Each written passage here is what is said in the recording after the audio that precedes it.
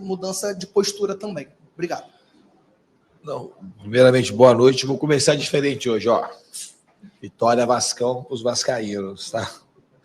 Só, beleza? É isso aí. E vamos parar por aqui. Em relação à tua pergunta, é o seguinte. Contra o Bahia, eu não achei que o jogo do Bahia foi um jogo animicamente igual ao do Grêmio, nem igual ao do Botafogo. Eu achei que foi um jogo equilibrado. Se não tivesse a expulsão, o jogo provavelmente ia terminar 0-0.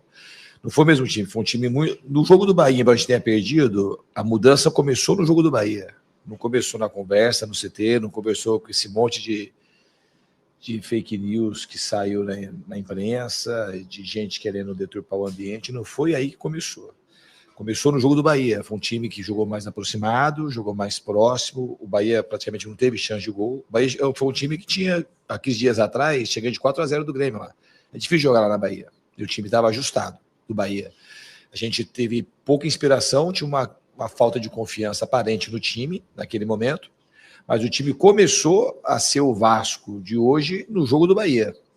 Tanto é que terminou o jogo, já falei para os jogadores, que tinha mudado, faltou inspiração, faltou confiança, mas voltou a ser um time que joga junto. E a gente é um time condenado a ser junto.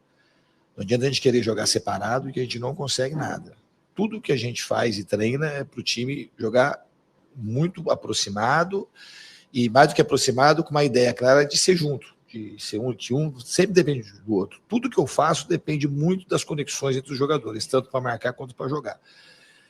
As manifestações, elas são legítimas, o CT não teve nada assim exagerado, foi uma cobrança que os jogadores souberam absorver, e separar as notícias que estavam acontecendo de coisas criadas e elaboradas pelo pessoal de fora, e que não teve reflexo. O reflexo que teve interno foi ao contrário do que as pessoas tentaram fazer. Que eu acompanho muito pouco, literalmente quase nada das coisas que acontecem. O que me chega por outras vias, mas nunca direto. Eu não vou procurar esses assuntos, nem quando está ganhando, nem quando está perdendo. Meu foco é interno. E internamente, o time sempre foi um time muito unido, foi um time que sempre trabalhou muito e um time que merece boas coisas. E serve a lição que a gente não pode, animicamente, teve uma mudança hoje muito grande, no sentido que, além da gente conseguir jogar bem taticamente, tinha uma outra energia, uma outra atmosfera, e hoje a gente foi um time que jogou junto com a torcida. A gente nem jogou contra o São Paulo, a gente até tecnicamente talvez tenha feito uma partida melhor em alguns aspectos do primeiro tempo do que hoje. Só que não tinha a mesma energia. Hoje tinha uma energia diferente nos jogadores, tinha uma energia diferente na relação da torcida com o time. E isso acho que a gente voltou de uma maneira muito rápida até essa conexão com o torcedor, e a gente espera, de fato, que o time saiba crescer com isso e levar isso até o final da temporada.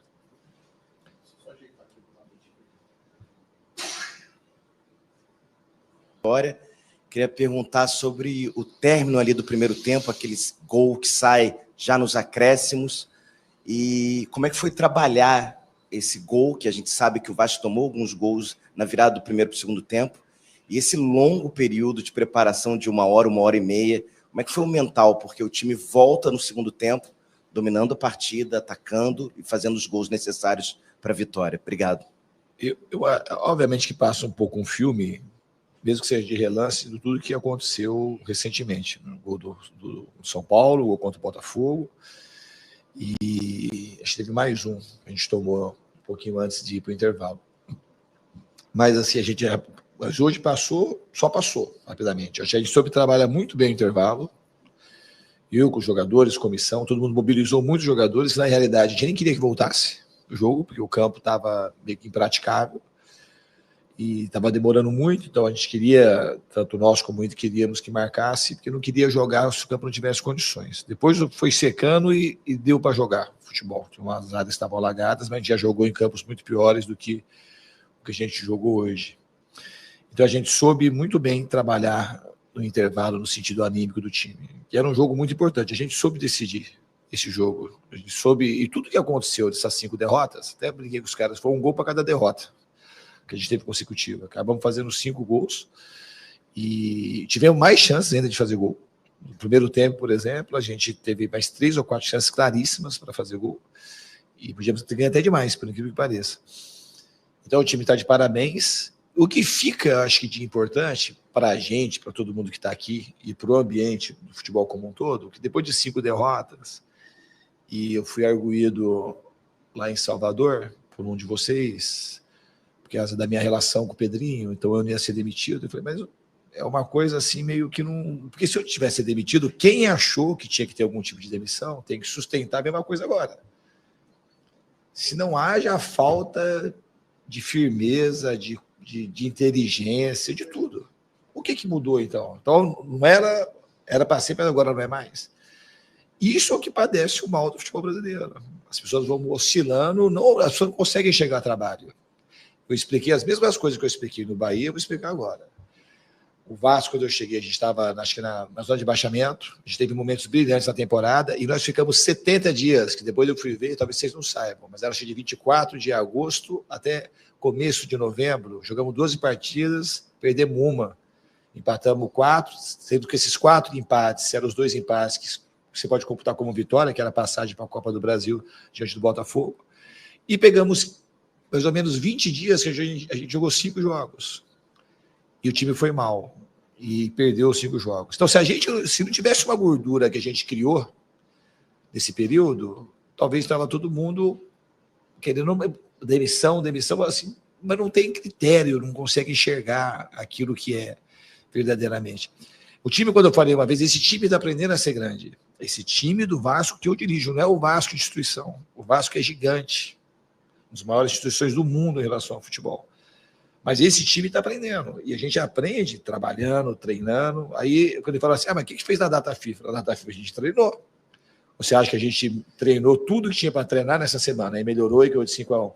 A gente acredita nessas coisas meio infantis, que os resultados são assim, são causa de um único elemento, as derrotas são causa de um elemento só. O time vai aprendendo. Quando você sobe muito, como a gente subiu, ou a gente tem a grandeza de continuar subindo, ou a gente tem que aprender. Aí teve essa queda que ninguém queria. Nós perdemos 5 jogos, alguns deles a gente jogou bem, não jogou bem só contra o São Paulo no primeiro tempo, mas jogou muito bem contra o Juventude no primeiro tempo também. Até melhor que contra o São Paulo, até tomar o gol. Só que a gente coloca tudo na mesma cesta e acha que os jogos são todos iguais, todos muito ruins. E o Bahia não foi igual ao Grêmio, nem foi igual ao Botafogo. Foi um jogo, repito, foi um jogo que o time jogou mais unido, jogou mais junto, taticamente mais bem distribuído no campo. E faltou confiança, que a gente foi perdendo por nossos próprios erros. O time errou muito, no sentido desses 5 jogos. No que errou? Errou na falta de... Quando você está subindo, ou você acelera e trabalha ainda mais para continuar subindo, ou se você quiser acomodar, você vai cair. Foi o que aconteceu com a gente. E comigo aqui, junto com os jogadores, a gente não vai ter acomodação. E aí teve um outro questionamento, meio que é comum, né, que as pessoas repetem. Todo o meu trabalho é feito assim. Quando acontece alguma coisa de time perde, ou é porque eu sou muito rígido, ou porque eu protejo muito jogador, ou porque eu quero ajudar muito jogador, ou porque eu trabalho muito. E todas essas coisas, elas são muito mais, são os fatores positivos que contemplam o meu trabalho. A gente trabalha muito mesmo. Ontem, antes do jogo, eu falei assim, você trabalhou quase 2 horas no campo ontem. Se está errado ontem. Não vai estar errado no dia que perde. É isso que a gente precisa melhorar no debate, a gente conseguir enxergar as coisas como elas são. Para o torcedor, ok, assim, que a derrota, o torcedor ele está no papel dele, tem que ganhar tudo que é vitória. Mas quem milita no futebol e faz análise, tem que ter um pouquinho mais de cuidado. Senão a gente não consegue, senão não adianta ficar reclamando.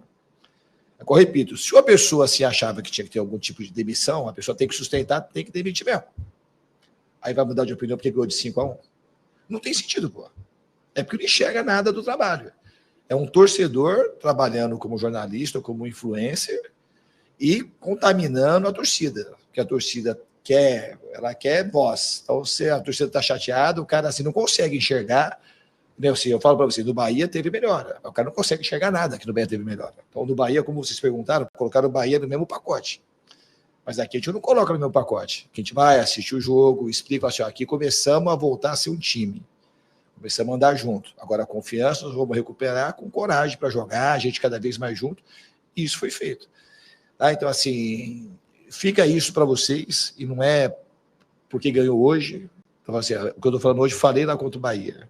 Tem que ter uma coisa, a gente tem que ter um pouco mais de racionalidade para a gente poder ajudar mais o ambiente do futebol, porque esse ambiente não é ruim só para o treinador e jogador, ele é ruim para todo mundo. Boa noite, Nis. Cauê Rodrigues, do Colina 1927.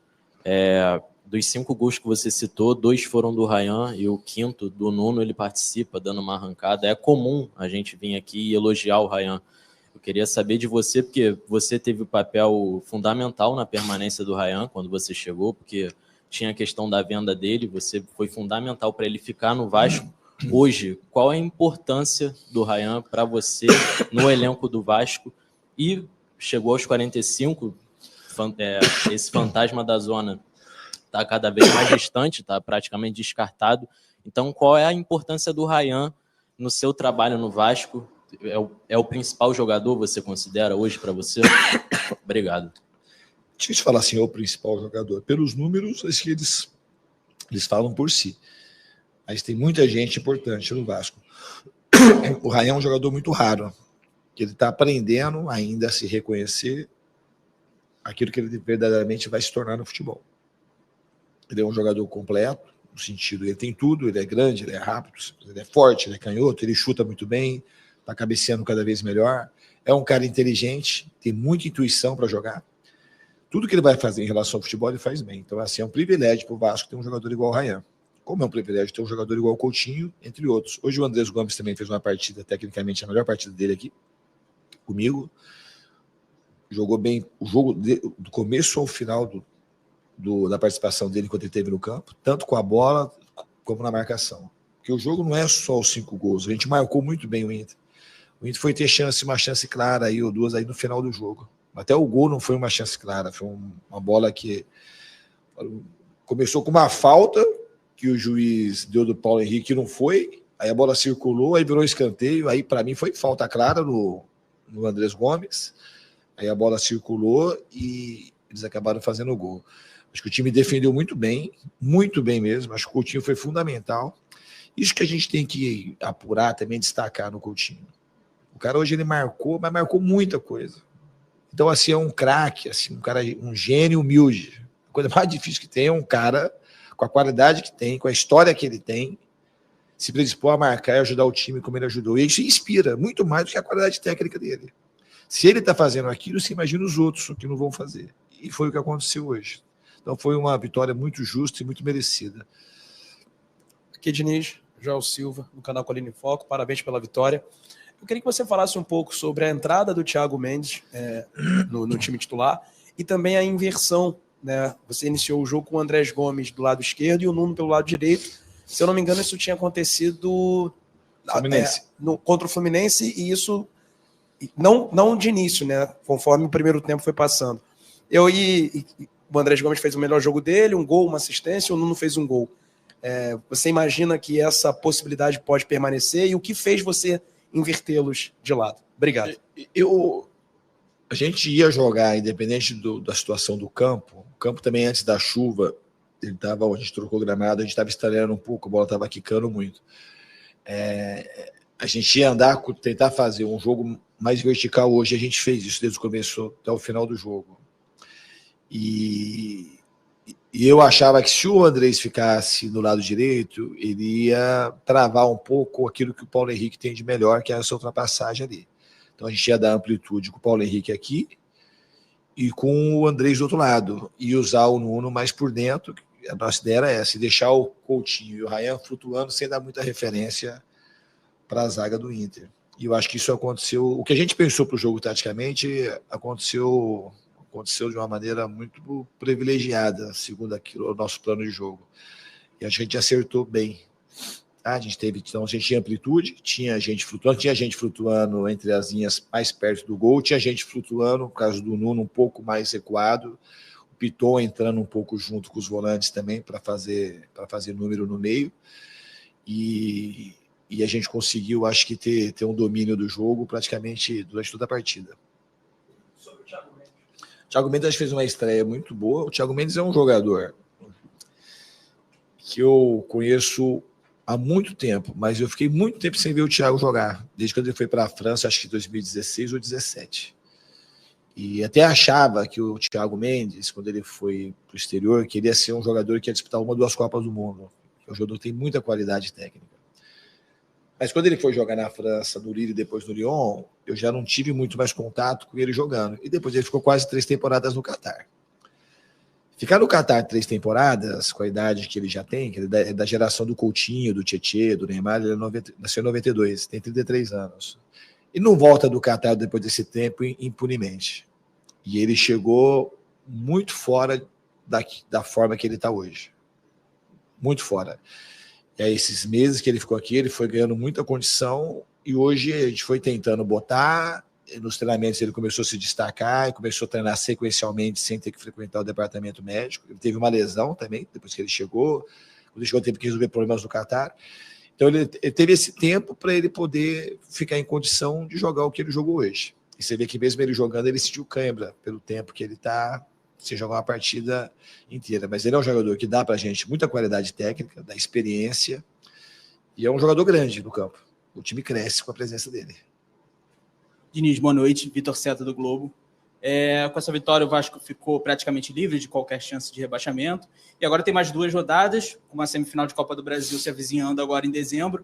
Eu queria te perguntar qual vai ser seu planejamento daqui para frente. É seguir trabalhando com o time com força máxima, já pensando na preparação para a semifinal, tentar mexer um pouco no time, dar algum descanso para algumas peças. Como é que você está pensando nessa reta final de temporada? A gente vai pensar ainda jogo a jogo. A gente vai digerir essa vitória de hoje, depois pensar no jogo do Mirassol, aí contra o Atlético Mineiro a gente vê o que a gente vai fazer. Eu não tenho um plano todo elaborado. A gente tem algumas ideias, eu já estou pensando em algumas coisas, mas estava pensando de uma maneira muito secundária, quase que pensando, mas sem dar atenção. Eram pensamentos muito leves, porque eu estava totalmente focado no jogo de hoje. Uma vez que a gente ganhou o jogo e muda um pouco o cenário, a gente vai começar a vislumbrar um pouco mais esse futuro próximo. Boa noite, Diniz. Pedro Cobaria do Lanço, parabéns pela vitória. Obrigado. Queria te perguntar um pouco sobre um jogo diferente, né? Condições climáticas adversas, e aí durante o intervalo você conversou com o juiz, o pessoal do Inter também conversou com o juiz. Parece que você ficou até um pouco satisfeito com a decisão de voltar à partida. Queria que você pudesse explicar um pouquinho por que você não queria que voltasse, se foi isso mesmo. E também se teve alguma conversa com os jogadores com relação ao estilo de jogo, porque a gente sabe que seu estilo é um estilo que roda muita bola e no gramado molhado a bola pode prender, tem essa situação. Queria que você pudesse falar um pouquinho sobre isso. Obrigado. Então, na realidade, do jeito que estava o campo cheio de poça, eu não queria que voltasse o jogo, porque eu acho que é ruim para o espetáculo, acho que prejudica o nosso tipo de jogo também, mas é ruim para o futebol, expõe o jogador. A gente já estava aquele tempasso, todo mundo frio, e interfere em tudo, na alimentação, na ingestão dos alimentos, de como que você vai voltar, mudou tudo o jogo. Então, assim, eu não vejo uma preocupação grande com quem vai jogar o jogo.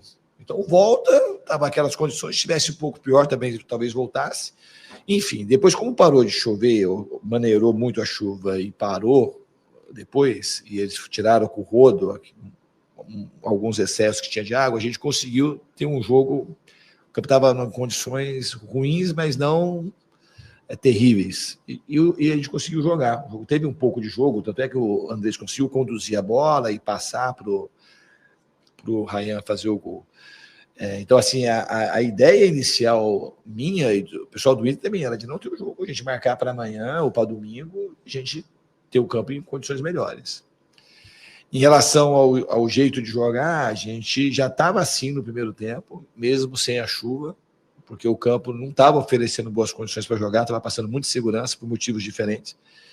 Não era porque a bola estava parando na poça, mas estava muito irregular o campo e a bola estava quicando muito. Então a gente estava já jogando de uma maneira um pouco mais conservadora, usando mais bola longa.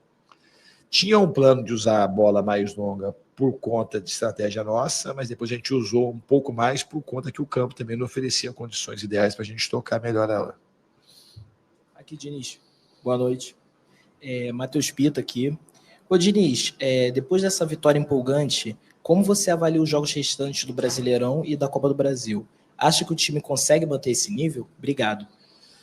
A gente tem que buscar, com toda a nossa energia, manter o nível.